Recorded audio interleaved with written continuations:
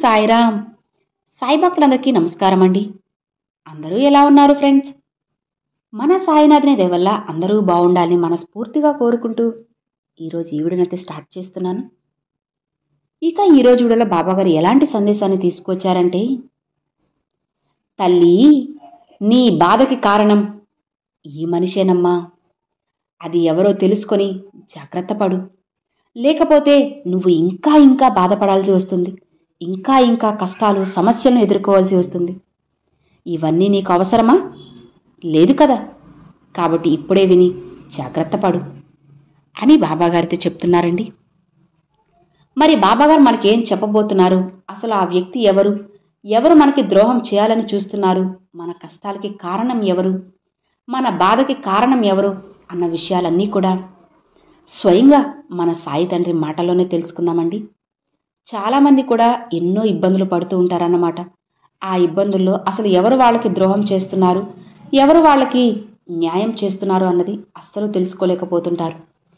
అవన్నీ తెలుసుకోవడానికే బాబాగారు ఈరోజు ఈ సందేశాన్ని అయితే అందించారు. బాబాగారు ఏం చెప్తున్నారో విందామా?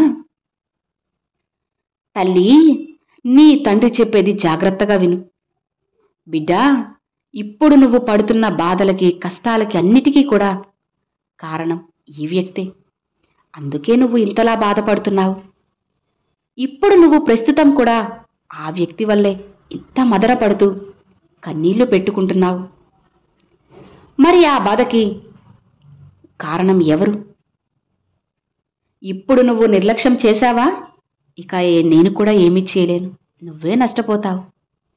కాబట్టి నీ సాయిని పూర్తిగా నమ్మి జాగ్రత్తగా విను తల్లి. అన్నీ నేను చెప్పినవి చెప్పినట్లే జరుగుతాయి. నువ్వు జాగ్రత్తగా ఉంటే నువ్వు పడే ఆ బాధ తగ్గడమే కాదు, నష్టపోకుండా ముందుకు నువ్వు వెళ్ళగలవు. నీ తండ్రి మాటల మీద నీకు నమ్మకం ఉంది కదా. కాబట్టి ఆ నమ్మకం మీదే నీ బాబా చెప్పేది విను. మరి ఎవరు బాబా నాకు ద్రోహం చేసేది?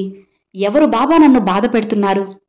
ఎవరి వల్ల బాబా నేను ఇంతలా బాధపడుతున్నాను అనే ఆలోచనలో నువ్వు ఉన్నావు కదా. అది ఎవరో నువ్వు చెప్పడానికే నేను నీ ముందుకు వచ్చాను. బిడ్డా, ఒక్కటి చెబుతాను విను. నువ్వు అందరినీ గుడ్డిగా నమ్మేస్తావు. అందరూ కూడా నా వాళ్లే అనుకుని మురిసిపోతావు. ఇతరులు ప్రేమగా ఒక్క మాట మాట్లాడితే చాలు, వాళ్ళు నా వాళ్ళు, నా మంచి కోరుతున్నారు అని మురిసిపోతావు. ఇక నీకు తెలియని విషయం, వారే నిన్ను మోసం చేస్తూ ఉన్నారు. నీకు కుట్రలు పన్నుతున్నారు, నీ జీవితాన్ని నాశనం చేస్తున్నారు. అది నువ్వు తెలుసుకోలేకపోతున్నావు. నీకు తెలియకుండానే వాళ్ళ వల్ల నీకు బాధ కలుగుతుంది. అదంతా కూడా నీకు ఎందుకు ఇలా జరుగుతుంది అనేది అర్థం కాకుండా అయోమయంలో ఉన్నావమ్మా. నీ తండ్రి ఉన్నారు కదా నీకు జాగ్రత్తలు చెప్పడానికి. ఆ వ్యక్తి ఎవరు అని ఆలోచనలో ఉన్నావా? బిడ్డా, ఇక వాళ్ళు ఎవరో కాదమ్మా, నీ దగ్గర వాళ్ళే, నీతో ఉండేవాళ్లే, నీతో పనిచేసేవాళ్ళు కావచ్చు, లేదా నీ స్నేహితులు, బంధువులు, నీ ఇంట్లో వాళ్ళు కూడా కావచ్చు. అది ఎవరైనా సరే ఆ వ్యక్తి నీకు చాలా నష్టం చేస్తున్నారమ్మా. నువ్వు ఇష్టం లేకుండా నిన్ను ఎక్కడ దెబ్బ కొట్టాలి అని ఆలోచిస్తూ ఉన్నారు. లోపల లోపలే వాళ్ళు కుట్రలు పన్నుతున్నారు, నిన్ను బాధ పెట్టాలని చూస్తున్నారు. చిన్న చిన్న విషయాల్లో నీకు అడ్డుగా ఉంటుంది కూడా వాళ్లే. ఏదైతే నీకు మంచి జరుగుతుందో, లాభాల్ని తెచ్చిపెడుతుందో అది జరగకూడదు అని అడ్డుకుంటున్నారు. అలానే నీకు ఏదైనా లాభం వచ్చేలా ఉంటే అది రాకుండా ఉండాలని ఆశిస్తున్నారు.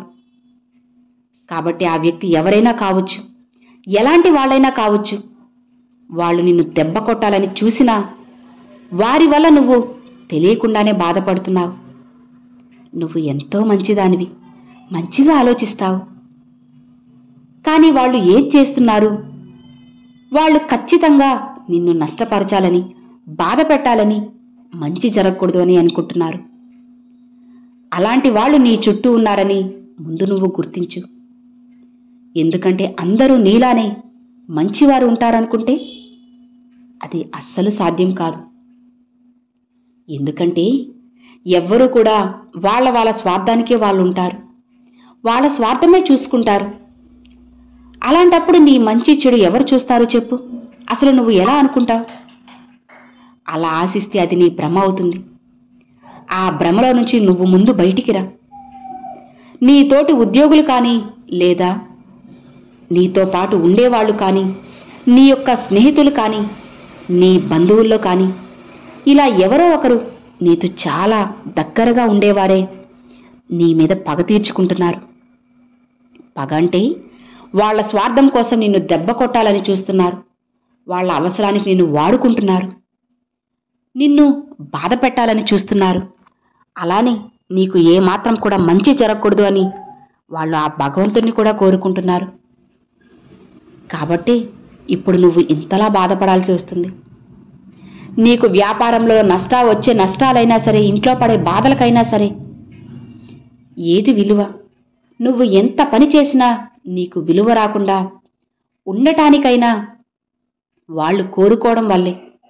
వాళ్ళు నీకు ఏ మంచి కూడా అస్సలు జరగనివ్వకుండా అన్నీ ఆపేయాలని ఎన్నో ప్రయత్నాలు చేస్తూ ఉన్నారు. అవి కూడా నీ కంటికి కనిపించకుండానే. అందుకే నువ్వు వాళ్ళని గుడ్డిగా నమ్మేస్తున్నావు. వాళ్లతో చాలా చనువుగా ఉంటున్నావు, మంచిగా మాట్లాడుతున్నావు, వాళ్ళు బాగుండాలని ఆశపడుతున్నావు. కానీ వాళ్ళు మాత్రం నిన్ను వెన్నుపోటు పొడుస్తూనే ఉన్నారు. ఇంకా ఇంకా బాధ పెడుతున్నారు. ఇంకా ఇంకా నువ్వు కృంగిపోయేలా చేస్తున్నారు. కాబట్టి ఇకనైనా జాగ్రత్త పడు. నీ ఉద్యోగ స్థలమా? నీ పని ఏంటి? ఎవరు ఎలా ఉన్నారు? ఎవరు నీకు ఆటంకాలు ఉండేలా చేస్తున్నారు అని నాలుగు పక్కల నువ్వు జాగ్రత్తగా గమనించి జాగ్రత్తగా ఉండాలి.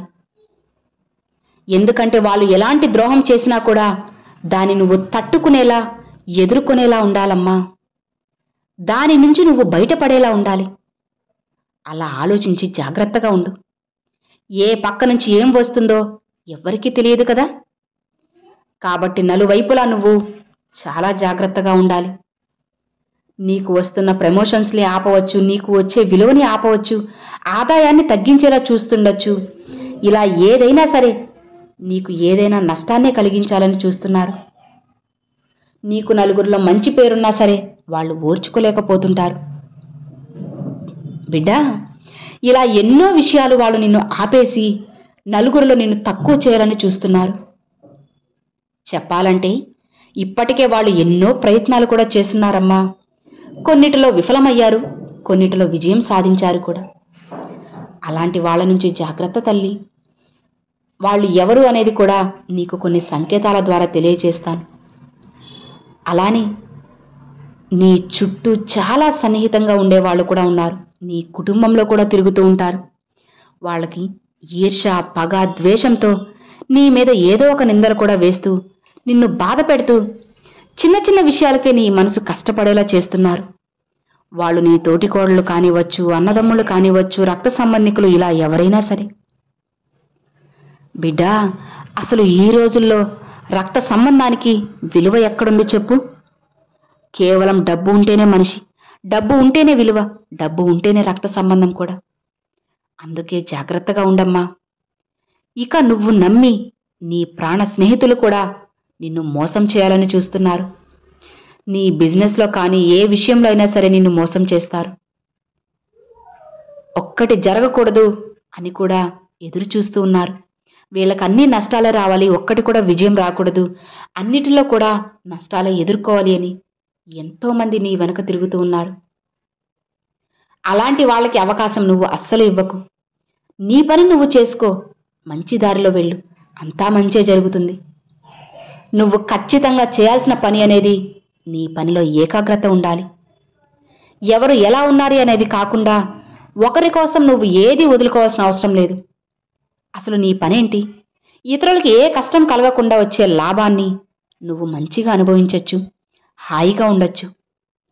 అలా నీకు వచ్చే లాభంలో ఇతరులకు ఏ అన్యాయం జరగలేదని నువ్వు భావిస్తే ఖచ్చితంగా ఒక అడుగు ముందుకు వెయ్యి. స్నేహితుల కోసం వదిలిపెట్టడమో, ఇంట్లో వాళ్ళ కోసం నువ్వు వదిలిపెట్టడమో, ఎవరో ఏదో అనుకుంటారని నువ్వు ఆ పని చేయడం ఆపేశావంటే ఇక నువ్వు వెనకడుగు వేయాల్సిందే. ఇక నువ్వు నష్టపడతావు. నువ్వు మౌనంగా ఉంటే అన్నీ సర్దుకుంటాయి. కానీ కొన్ని సందర్భాల్లో మాట్లాడే తీరాలమ్మా. అప్పుడు నీ విలువ ఏంటో, నీ మంచితనం ఏంటో అందరికీ తెలుస్తుంది. అర్థమవుతుందా? ఎప్పుడు ఎక్కడ ఎలా ఉండాలి అనేది నీ బాబా నీకు ప్రతిసారి చెబుతూనే ఉన్నారు. అన్ని ప్రాబ్లమ్స్ కూడా సాల్వ్ అవుతాయి. అన్నీ నీ బాబా దగ్గరుండి మరీ చూసుకుంటారు. ఇక భయపడకు, అన్ని సమస్యలు నేను పరిష్కరిస్తాను. కాబట్టి నువ్వు జాగ్రత్తగా ఉండు. ఆ మనిషి వల్ల నువ్వు ఎంతో మోసపోయావమ్మా. ఎన్నోసార్లు బాధపడ్డావు. ఇకపై నీకు ఆ బాధ కలగకూడదు అంటే నువ్వు ఎవరితో ఎలా ఉండాలి, ఎవరితో ఎంతవరకు ఉండాలో ఖచ్చితంగా తెలుసుకొని జీవించాలి. అప్పుడే నీకు, నీ జీవితానికి ఒక అర్థం, పరమార్థం ఉంటుంది. అలా కాకుండా ఏముందులే అని వదిలేశావు అంటే నేను ఎన్ని చెప్పినా సరే అవి బూడిదలో పోసిన పన్నీరులానే అయిపోతుంది. కాబట్టి నీ బాబా చెప్పే మాటల్ని జాగ్రత్తగా విను. నీ బాబా ఏం చెప్పినా సరే నీకోసమే కదా. సంతోషంగా, ఆనందంగా ఉండు తల్లి. నీ తండ్రి ఎల్లవెల్లా నీతోనే ఉంటారు. ఇక హాయిగా ఉండు అని బాబాగారితో చెప్తున్నారండి. సో విన్నారు కదండి, ఈరోజు బాబాగారు పంపించిన ఈ మంచి సందేశం మీ అందరికి నచ్చింది అని అనుకుంటున్నాను. నచ్చితే ఒక చిన్న లైక్ చేయండి, మరికొంతమంది సాయి భక్తులకు షేర్ చేయండి. ఫస్ట్గా మన ఛానల్ చూసేవాళ్ళు సబ్స్క్రైబ్ చేసి సపోర్ట్ చేయండి friends. Thanks for watching. Om Sairam.